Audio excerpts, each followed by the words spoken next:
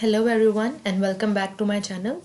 Last video में हमने communication skills के बारे में डिस्कस किया, लिसनिंग स्किल्स के बारे में डिस्कस किया, लिसनिंग स्किल्स के लेवल देखे, फिर हमने कम्युनिकेशन में बॉडी लैंग्वेज कैसे होती है, बॉडी लैंग्वेज की क्या क्या टाइप्स हैं, हमने हर उस चीज़ की बात की जो कि कम्युनिकेशन स्किल्स में नेसेसरी है। तो आज हम बात कर रहे हैं लिसनिंग स्किल्स की। जैसा कि मैंने बताया था कि इन कम्युनिकेशन वर्ड्स से ज़्यादा, बोलने से ज़्यादा आपकी लिसनिंग मैटर करती है। जितना अच्छा आप किसी को लिसन करेंगे उतना ही अच्छा आप उस बात को इंटरप्रेट कर सकेंगे। तो आज हम सबसे पहले बात करते हैं कि हम अच्छे लिसनिंग स्किल्स किस तरह से डेवलप कर सकते हैं और ये ज़रूरी क्यों है। इफेक्टिव लिसनिंग स्किल्स ज़रूरी इसलिए है क्योंकि कोई अगर हमसे बात करे तो हमारे लिए ये लाजिम है कि हम उसी मतलब को समझें जो वो कहना चाह रहा है। अगर हम ऐसा नहीं करते, अगर हमारी लिसनिंग इफेक्टिव नहीं है, हमारी लिसनिंग स्किल अच्छी नहीं है, तो हम उस बात को मिसअंडरस्टूड कर जाएंगे, मिस इंटरप्रेट कर जाएंगे। और एक बात को मिसअंडरस्टैंड करने के बहुत से नुकसान आते हैं। इन practical terms, misunderstanding can cost us time, money, credibility and even relationships. तो इफेक्टिव लिसनिंग स्किल्स होना बहुत ज़रूरी है। अब अगर मैं बात करूं लिसनिंग मोड्स और लिसनिंग लेवल्स की, आज का हमारा बेसिक जो लेक्चर है वो इन्हीं दो चीज़ों पर बेस करता है, एक मोड्स ऑफ लिसनिंग और एक लेवल्स ऑफ लिसनिंग। अगर मैं बात करूं मोड्स ऑफ लिसनिंग की तो वो 3 है सॉरी, और जो लेवल्स हैं वो 4 है। 3 मोड्स हमारे पास हैं अटेंटिव, रिस्पॉन्सिव और एक्टिव, और लेवल्स हमारे पास हैं फैक्चुअल, पर्सपेक्टिव एंड इमोशनल और मिक्स्ड। अब हम बारी बारी इनको डिस्कस करते हैं। सबसे पहले हम बात करते हैं मोड्स ऑफ लिसनिंग। 3 तरह के मोड्स, और उसमें सबसे पहला मोड हमारे पास है अटेंटिव लिसनिंग का। अटेंटिव, ये नाम से शो कर रहा है कि अटेंटिव में जो लिसनर है वो अटेंशन देगा स्पीकर्स के वर्ड को। अटेंटिव लिसनर ऐसा लिसनर होता है जो कि स्पीकर के एक एक वर्ड पर फोकस करता है, उसकी बात को समझ रहा होता है, अपने माइंड में उस सारे बातों का इंटरप्रिटेशन कर रहा होता है साथ साथ, और कम से कम डिस्ट्रैक्ट होता है। किसी किस्म की डिस्ट्रैक्शंस नहीं होती। अटेंटिव लिसनर पूरी तरह से एक्टिव लिसनर होता है और वो किसी भी तरह के शोर से या किसी भी तरह की एक्सटर्नल इन्वायरमेंट की बैरियर्स से वो डिस्ट्रैक्ट नहीं होता। अब हम बात करते हैं कि उनकी क्या क्वालिटीज़ होती हैं। अटेंटिव लिसनर होते हैं पेशेंट, यानी कि ऐसा नहीं होता कि अगर मैं और आप बात कर रहे हैं और बाहर से शोर आई जा रहा है, हमें बहुत सी डिस्टर्बेंस हो रही है, डिस्ट्रैक्शंस हो रही हैं बहुत ज़्यादा, और मैं ऐसा नहीं, अगर मैं अटेंटिव लिसनर हूँ तो मैं ये नहीं कहूँगी बस करो बात करना, देखो कितना शोर है। अगर मैं अटेंटिव लिसनर हूँ तो मैं पेशेंट रहूँगी, मैं आपकी बात ख़त्म होने का इंतज़ार करूँगी, मैं कोई इंटरप्शन बीच में नहीं करूँगी। और इसमें ये चीज़ भी है कि this is a difficult but essential skill to master in order to be considered a good Leicester.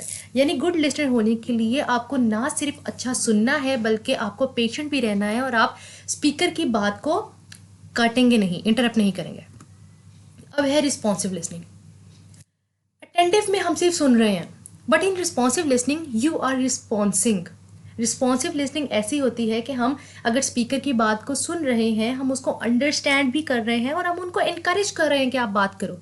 जैसा कि मैंने लास्ट लेक्चर में ये एग्जांपल दी थी कि अगर आप प्रेजेंटेशन दे रहे हो इन द क्लासरूम और आपको आपकी टीचर या आपके जो क्लास फेलोज हैं वो अपना हेड नोड करें, सर हिलाएं, वो आपको इस चीज़ की एक मोटिवेशन देते हैं कि हाँ जो आप कह रहे हो वो हमें समझ आ रहा है, तो वो रिस्पॉन्स है उनकी तरफ से, और at that time they are responsive listening. ठीक है, यानी कि वो आपकी बात भी सुन रहे हैं और वो आपको रिस्पॉन्स भी कर रहे हैं, आपको इनकरेज कर रहे हैं कि आप आगे बोलें। नेक्स्ट हमारे पास है कि इनकरेजिंग रिस्पॉन्सेज कौन कौन से होते हैं।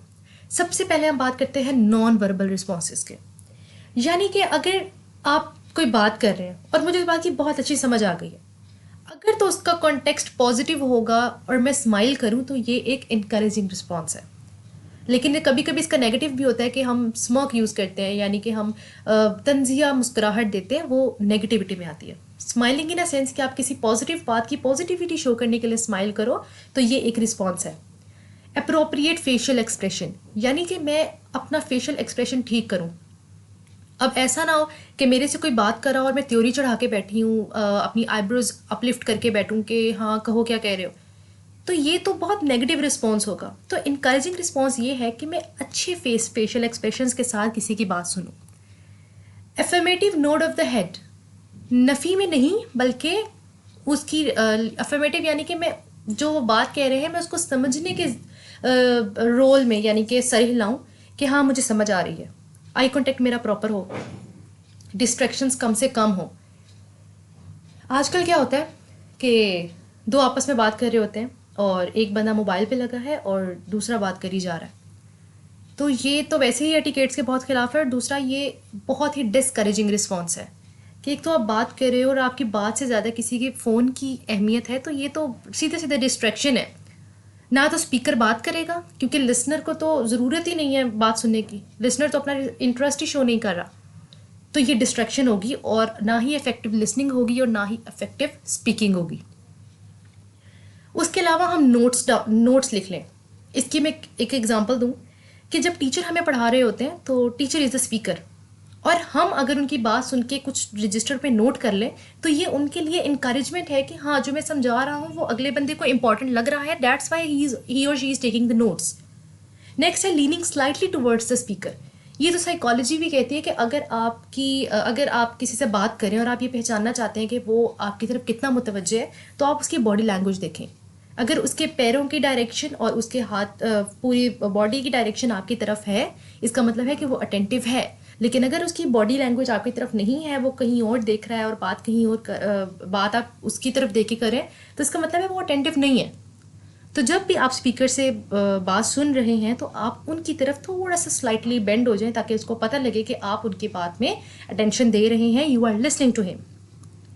अब वर्बल रिस्पॉन्सेज कौन से होते हैं, यानी कि अगर आजकल एक बड़ा साइन है कि हर बात में हूँ कह देते हैं, HMM, तो वो बहुत ही अजीब सा रिस्पॉन्स लगता है कि ये तो ऐसे लग रहा है जैसे बात ख़त्म करना चाह रहा है। तो ये एक ऐसी बात है जो अच्छा रिस्पॉन्स नहीं है। लेकिन वही अगर कोई इंसान बात कर रहा है और मैं बीच में जवाब दूँ आई सी, यस, रियली, इस तरह के अगर मैं जवाब बीच में देती रहूँ, बात सुनी जाऊँ, तो दैट्स मीन कि I am encouraging the other person to speak more. और हम इन सब चीज़ों को आगे पीछे करके बोलते रहते हैं कि अगर उर्दू में कॉल पे किसी से बात हो रही है तो हम कहेंगे हाँ हाँ ठीक और फिर, तो ये वर्ड्स हैं जो कि कनेक्शन बना के रखते हैं। अब डिस्करेजिंग रिस्पॉन्सेज कौन कौन से होते हैं, नर्वस जेस्चर्स, यानी कि आप किसी से बात करें और वो आगे से इधर उधर देख रहा है, वो उठ रहा है, बैठ रहा है, बार बार दरवाजे की तरफ देख रहा है, या वो यॉन कर रहा है, या अपनी घड़ी की तरफ देखा जा रहा है, तो इसका क्या मतलब है कि वो आपकी बात की तरफ अटेंटिव नहीं है। तो आपने ये चीज़ें अवॉइड करनी है ताकि स्पीकर को ये ना लगे कि आप उनकी बात सुन नहीं रहे। अब हम बात करते हैं एक्टिव लिसनिंग की। एक्टिव लिसनिंग सबसे ज़्यादा इंपॉर्टेंट लिसनिंग स्किल है। एक्टिव इसलिए है क्योंकि ये लिसनिंग भी और रिस्पॉन्डिंग भी दोनों को मिला देती है। यानी कि जो अटेंटिव थी उसमें सिर्फ लिसनिंग हो रही थी, रिस्पॉन्सिव आया उसमें लिसनिंग के साथ रिस्पॉन्डिंग भी हो रही थी। लेकिन एक्टिव लिसनिंग में जो स्पीकर है वो बात की तह तक जाता है, वो ओपिनियन भी देता है, वो एडवाइस भी देता है, वो स्पीकर से एक डिस्कशन में भी चला जाता है, क्वेश्चन आंसरिंग भी कर सकता है, और सबसे बेहतर बात यह है कि वो उस टाइम मोस्ट एक्टिव होता है। क्यों? क्योंकि वो उसकी बात को सुनता है, स्पीकर की बात को, उसको इंटरप्रेट करता है और फिर उसको मीनिंग देकर क्वेश्चन आंसरिंग भी करता है, और इससे स्पीकर को भी अच्छा रिस्पॉन्स मिलता है और लिसनर को भी। अगर हम एक्टिव लिसनर की बात करें तो दोनों चीज़ों को वो मॉनिटर करता है, कंटेंट को भी, फीलिंग को भी। वो अटेंशन देते हैं कि लोग, वो स्पीकर क्या कह रहा है, वो किस तरह से ये बात कर रहा है, वो क्यों ये बात कर रहा है। तो एक्टिव लिसनिंग में जैसा कि मैंने बताया कि ये सिर्फ सरफेस लेवल पर नहीं होती, ये डीपर लेवल पे होती है लिसनिंग। अब हम देखते हैं कि नॉन वर्बल और वर्बल इंडिकेटर्स कौन कौन से होते हैं। सबसे पहले अगर मैं नॉन वर्बल की बात करूं तो नॉन वर्बल में हमने पहले भी बहुत ये चीज़ें डिस्कस कर ली हैं कि हैंड मूवमेंट, बॉडी लैंग्वेज, ये सब चीज़ें आती हैं। दोबारा देख लेते हैं टोन ऑफ द वॉइस, कि बात उतार चढ़ाव के साथ की जा रही है। टोन ऑफ द वॉइस हमें बताती है कि जो स्पीकर है वो किस मूड में, किस टोन से बात करे। अगर मैं बात करते करते कोई चीज़ ठहर कर और ज़ोर देकर बोलूँ ना, तो आपको साथ ही समझ आ जाएगा कि अगर ये इस चीज़ पर एम्फोसिस दे रहा है स्पीकर, इसका मतलब ये बात इंपॉर्टेंट है। लेकिन अगर मैं एक पूरी सेंटेंस जो है वो फुल स्पीड में पढ़ के गुजार दूँ, उसका मतलब है वो चीज़ इंपॉर्टेंट नहीं है। तो मेरी टोन ये डिसाइड करेगी कि क्या चीज़ इंपॉर्टेंट है और क्या नहीं। वोकल इन्फ्लेक्शन, वही बात, आवाज़ को कितना ऊंचा करना है, कितना हल्का करना है, पेसिंग, वर्ड्स के दरमियान स्पेस कितनी रखनी है। अगर मैं फुल स्पीड में एक बात कर जाऊँ, it's mean that is unimportant, और अगर मैं कोई बात ठहर ठहर कर आराम से करूँ, इट मीन्स दैट्स इम्पॉर्टेंट। उसके बाद ब्रेथिंग और नॉट ब्रेथिंग, ये है इंडिकेटर जो कि नॉन वर्बल हैं। फिर हमारे पास आता है बॉडी लैंग्वेज।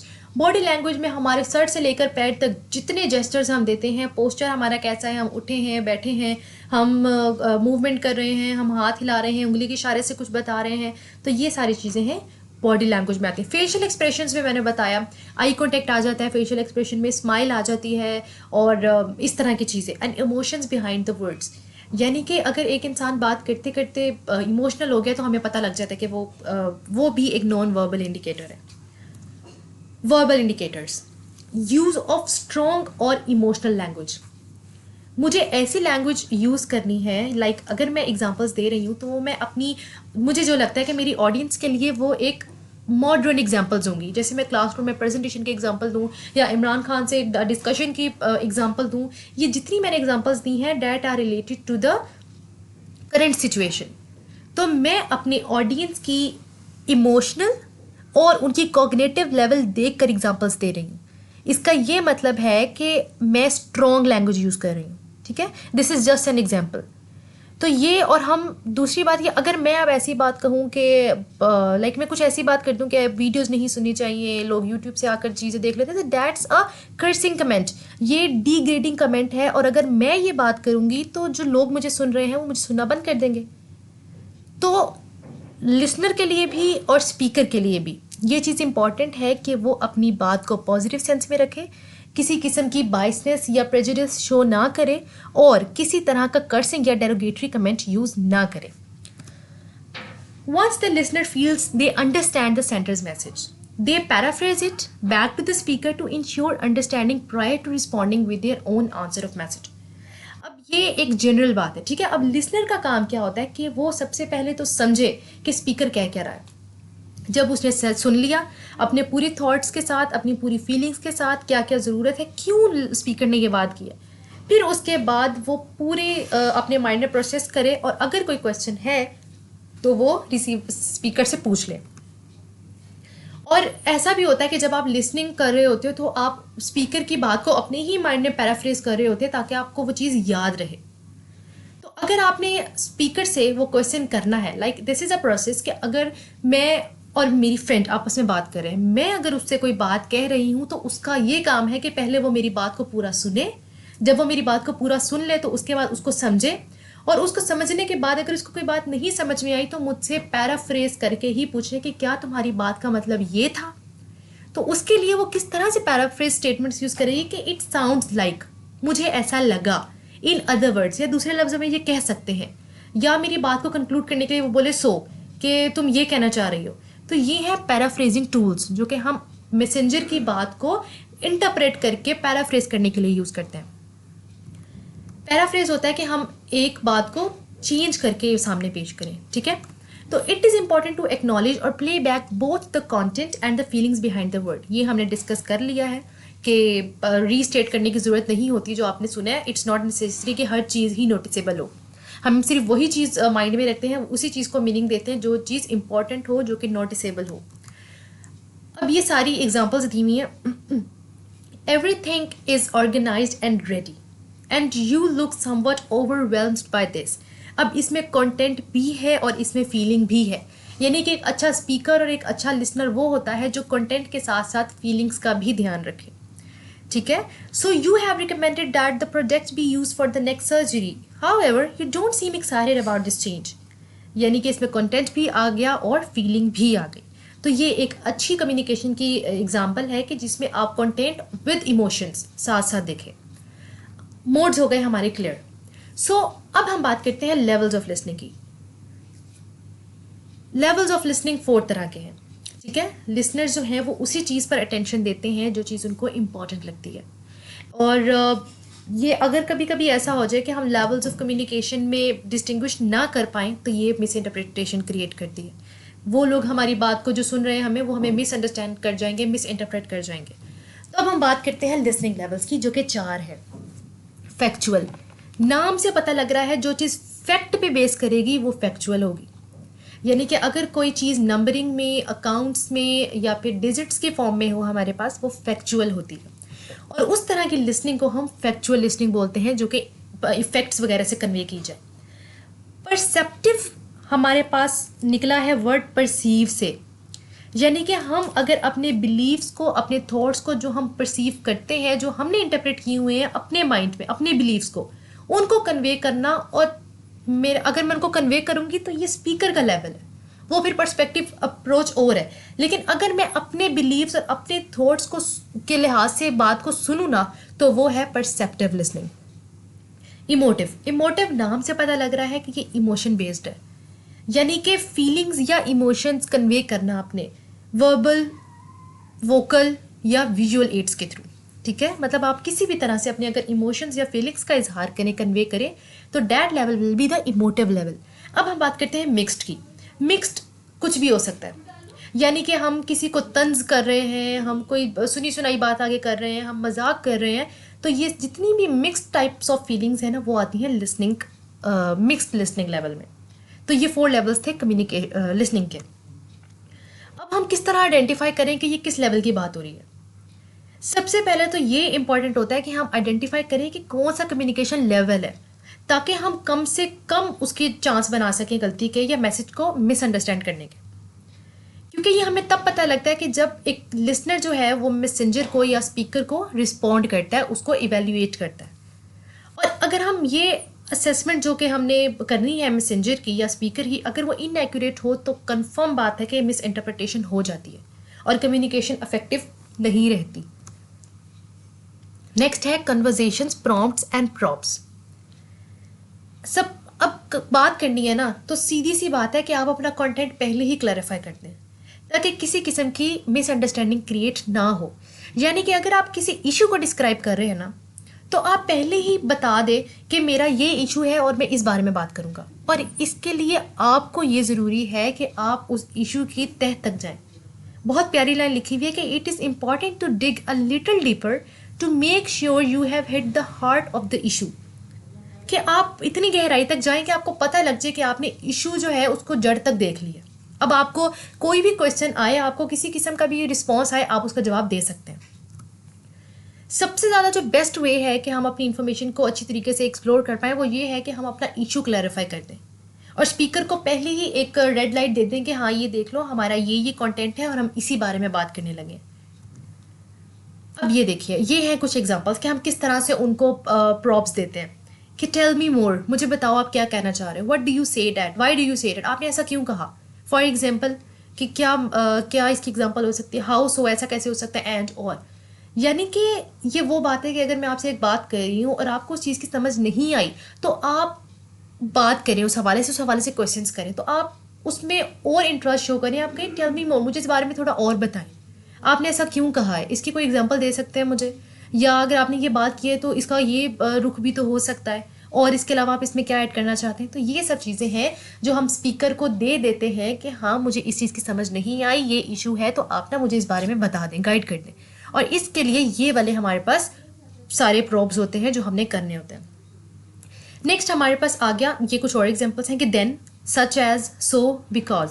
ये सारी चीज़ें हैं जो कि हम क्वेश्चन फॉर्म में करते हैं।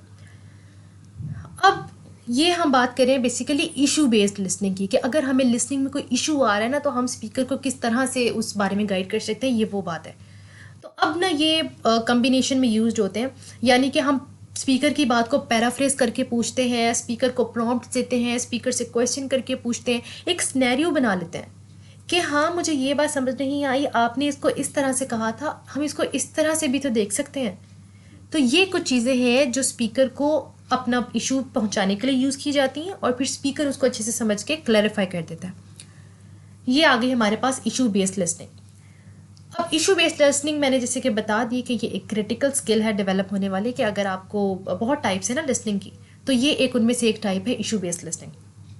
और ये ड्यूरिंग अ कन्वर्सेशन ही पता लग जाता है कि ये जो लिसनिंग है ये इशू बेस्ड हो रही है। हमने देख लिया कि इशू बेस्ड लिसनिंग वो होती है कि हमें कोई इशू है तो हमने उसको किस तरह से अब स्पीकर तक लेके जाना है। ठीक है, तो अब होता क्या है कि इसके कुछ स्टेप्स हैं। सबसे पहले तो मेजर स्टेप हर लिसनिंग का यही है कि हम स्पीकर की बात को समझें। स्पीकर क्या कहना चाह रहा है उसकी बात को इंटरप्रेट करें और उसको मीनिंग्स दें। जब हमने उसकी सारी बात को समझ लिया, अब हमारा काम है कि हमारे पास जो वो ज़्यादा सारी इंफॉर्मेशन है उसको सिंथेसाइज करें, ठीक है, उसको बल्क से तोड़कर हम उसको सिंथेसाइज करें, छोटे पार्ट्स में डिवाइड करें और उसके बाद हम देखें कि इसमें इंपॉर्टेंट बात क्या है। यानी कि हम उसका जस्ट निकाल लें, हम उसमें से इंपॉर्टेंट बात चुन के निकाल लें कि अच्छा इसमें ये चीज़ इंपॉर्टेंट है और हम मुझे ये बात जो है क्लियर नहीं है। अब हम क्या करेंगे, उस पूरे क्वेश्चन को जो हमने निकाला है उसको पैराफ्रेज करेंगे। यानी कि जैसे मैंने कुछ पीछे पैराफ्रेजिंग सेंटेंसेस बताए कि आप इस तरह से अपनी बात स्टार्ट कर सकते हैं कि फॉर एग्जांपल आपको एग्जांपल दे सकते हैं, आगे क्या होगा या फिर क्या हुआ, इस तरह की जो सेंटेंसेस हैं आप यूज़ कर सकते हैं फॉर पैराफ्रेजिंग। और उसके साथ आप लगाएंगे हेल्पर वर्ड या इंटेरोगेटर, यानी कि आप क्वेश्चन का उसमें डब्ल्यू फैमिली या हाउ में से कोई वर्ड यूज़ करेंगे कि स्पीकर को पता लगे कि you are questioning from him. अब इसके कुछ बेनिफिट्स हैं कि स्पीकर को टाइम मिलता है, लिसनर को भी स्पीकर को भी, allows time to think. Issue based listening में हम जब पूरे बल्क को सिंथेसाइज करते हैं, अपने क्वेश्चन को पैराफ्रेज करते हैं, तो हमें सोचने का टाइम मिलता है और कहीं ना कहीं हमें अपना आंसर भी मिल जाता है। और फिर हम केयरफुल लिसनिंग को डेमोन्स्ट्रेट करते हैं, यानी कि जो बात हम सिर्फ सरफेस लेवल पे लिसन कर रहे थे, इशू बेस्ड लिसनिंग में हम वो डीपर लेवल पर सुनते हैं। क्यों? क्योंकि ये हमें कम्प्लेक्स इंफॉर्मेशन की भी अंडरस्टैंडिंग देती है। So this was all about today's video. Thank you so much.